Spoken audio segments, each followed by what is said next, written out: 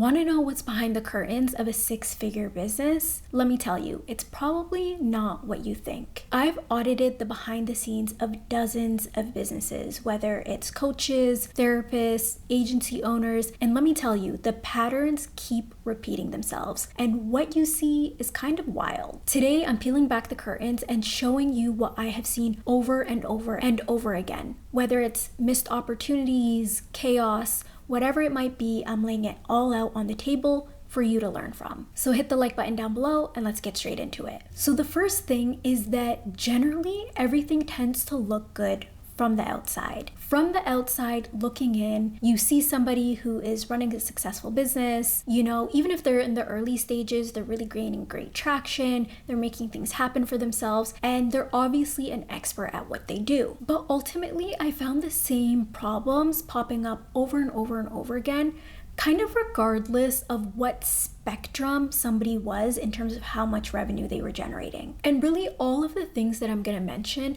focus around one central theme, which is their back end, their operations, their actual business itself was really just duct taped together. What was keeping everything together was the fact that they were amazing. They were great at what they did. But when it came to the actual business component, it's like things were a struggle. So let me give you an example. Almost everybody that I worked with was a service-based provider, right? They had a service-based business. What I found is that they were still customizing offers to whoever was on the other side of an opportunity. If they felt like somebody could be a client, if they felt like somebody could be a good fit, they would customize an offer for them and, keep the ball rolling, deliver the service, get the money, so on and so forth, which is 100% how you tend to build your business day one. No doubt about it, right? You have to be flexible, you have to be nimble, you kind of have to see what people want and what people are willing to pay and take it from there. But at the end of the day, I was working with people who had growing businesses,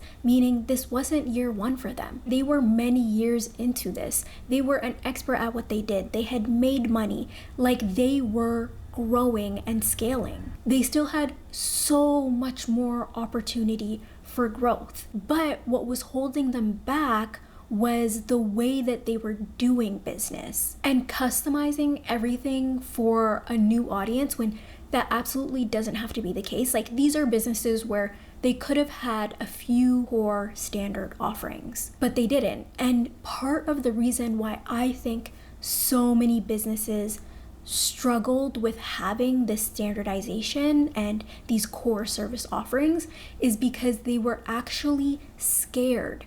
They were scared to turn away clients. They were scared to lose money. And they were still operating out of a place of fear. And there's no doubt that when you say, hey, I do one of these 3 things, you're going to find there are some people who, aren't a good fit for you. There are going to be some people who you decide together not to work together, or maybe the potential client decides not to work with you. Yes, absolutely, money will be lost in the short term. However, what you don't realize is how much money you're losing in the long term when you are constantly customizing offers when it doesn't need to have that level of customization. And that's the other side of the coin that people weren't seeing. They weren't seeing the fact that they actually couldn't take on more clients because they didn't have the time, because the few clients that they did have took up so much time.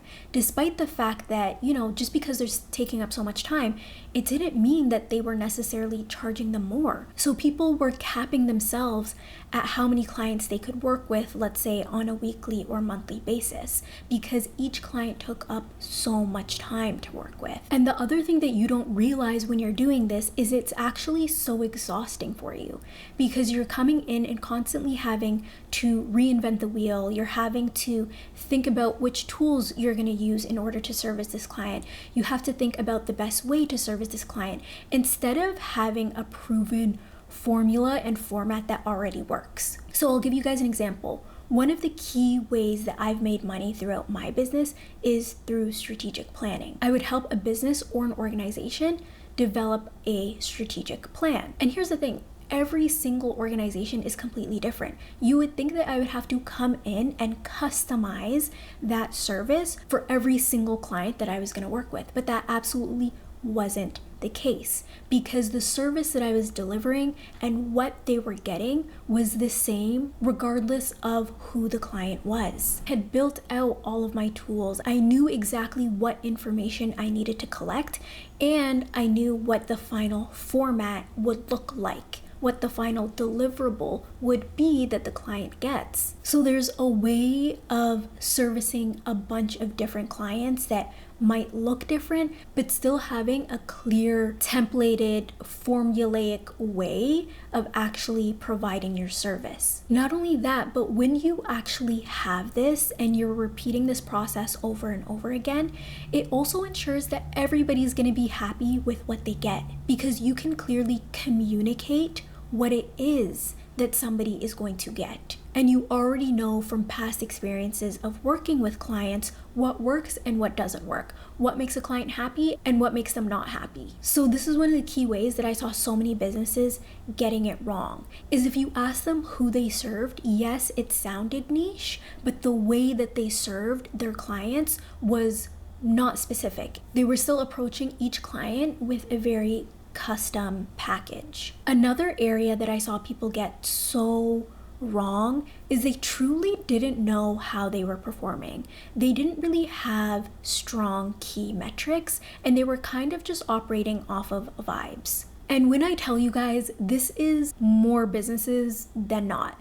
That's how I know that 90% of you guys watching this video, you don't have KPIs. You don't have SOPs. Like, I know this because I saw the behind the scenes of so many businesses, and most businesses did not have this. And if you need a little bit of motivation in order to get you to prioritize this in your business, I have a lot of videos that I will link up above and also down below in the description box that you can check out. But I also just want to give you guys one of my favorite quotes, which is, if it does not get measured, it will not be managed. Meaning, if you're in your business and you are feeling exhausted, you are feeling overwhelmed, it's because you are not able to properly manage all the different aspects of your business. People think it's just because they have too much going on and they don't have enough time. And honestly, that is not fully true. It's because you don't know what is going on in your business. And I say that, by the way, with no judgment. I understand that most people who start their businesses,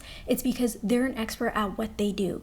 They are an amazing baker, they are an amazing accountant, they are an amazing lawyer, but they're not necessarily an amazing business person. But what I have found is that a lot of people who have hit certain milestones of making 10, 15, 20K a month even, they are confused as to where all of the money is going. And it's because it's bleeding into areas of the business that they are not proactively managing. So even if you're watching this video and you're making $3,000 a month, $5,000 a month, any bad habit that you have right now, if you don't work to correct it, or if you don't work to get a grip on things, they are still going to be bad habits when you're making more money. You know, it's not going to suddenly fix itself overnight. You can't just outsource every single thing you don't know how to do or problem that you have to somebody else. You have to have an understanding of what matters in your business and what doesn't, and really manage those things that matter.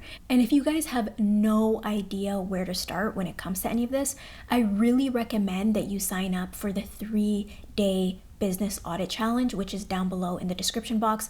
Guys, this is what you need. Over the course of 3 days, you will get prompts delivered directly to your inbox that show you what to focus on. It will allow you to understand what matters in your business and what doesn't. What are your weaknesses? Where should you be spending your time? You will get all of that for free. You can sign up for that down below in the description box. Another area that I saw people get wrong is not taking radical ownership of their business. Really, guys, this is not seeing yourself as the CEO and refusing to really jump into a place of leadership within your own business. It was actually more rare for me to see this in people than not. And the people who I worked with that did really have this radical sense of ownership, this sense of this is my business and it's on me to learn new skills, for me to get the right tools, for me to make the right investments. Those are the people who always stood out to me. And even for me, I always had this sense of like, I want to support them 300% because I know that they're gonna get so much out of working with me and out of this relationship because they are actually going to apply these learnings and have it change their business. And when I talk about this does not mean that somebody had everything all together. No, not at all. There are obviously reasons why I was working with them because there were gaps in their business, but they really had this willingness to get whatever needed to be done. They had the sense of resilience and optimism, and I always talk about how important problem solving is in business. I'm not saying you have to have all the answers, but are you willing to start finding those answers? Are you willing to just go and start with Google? Are you willing to watch a video like this in order to get better at whatever it is you need to get better at? That is genuinely not something that everybody has. Those are not traits that everybody has. So if you are that sort of person, which you're watching this video, so I'm guessing you are, really pat yourself on the back because your way of thinking is what's putting you head and shoulders above others and will ultimately be a catalyst to your business continuing to be successful long term. Even if it doesn't feel like that way right now, even if things feel a mess right now and really heavy, it's never too late to turn things around. So look at this video as a wake-up call for yourself that it's time to look under the hood of your business. It's time to start doing things differently moving forward. Don't forget, you can join that 3-day challenge down below in the description box. And if you, as the CEO of your business, are feeling overwhelmed and not sure where to spend your time, I also have a CEO task and time audit that you can get down below in the description box as well. Thanks for watching this video, and I'll see you in the next one.